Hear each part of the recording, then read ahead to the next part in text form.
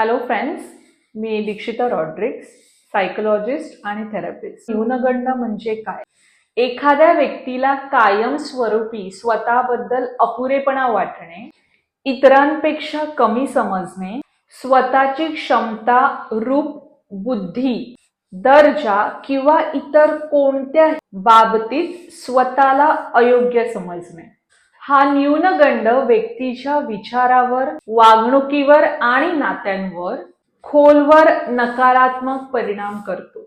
न्यूनगंडाची प्रमुख लक्षणे: निम्न आत्मसन्मान, स्वतःबद्दल आनंदी नसणे, इतर लोक हे आपल्यापेक्षा श्रेष्ठ आहेत असं वाटू लागणे, समाज आणि स्वतःमध्ये एक प्रकारचं अंतर निर्माण करणे, अपयशाची भीती सतत असल्या कारणाने सामाजिक प्रसंग किंवा एखादा आव्हान ह्यांना टाळणे, टीकेबाबत अधिक संवेदनशील असणे, कोणीही केलेली टीका ही वैयक्तिकरित्या घेणे, इतरांच्या यशामुळे अस्वस्थ होणे, नकारात्मक आत्मसंवाद करणे, वारंवार स्वतःला अपयशी किंवा निकृष्ट समजणारे विचार मनामध्ये येत राहणे.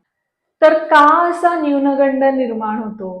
कदाचित लहानपणीचे अनुभव, कठोर टीका, दुर्लक्ष किंवा इतरांची सतत तुलना केलेली असेल, छळ किंवा मानसिक आघात, त्या व्यक्तीकडून केल्या जाणाऱ्या अवास्तव अपेक्षा ज्याची पूर्तता तो करू शकत नाही, वारंवार अपयशाला सामोरे जाणे, शारीरिक देखणेपणाविषयी चिंता निर्माण होणे किंवा स्वतःच्या प्रतिमेविषयी शंका निर्माण होणे. न्यूनगंडावर मात करण्याचे मार्ग काय?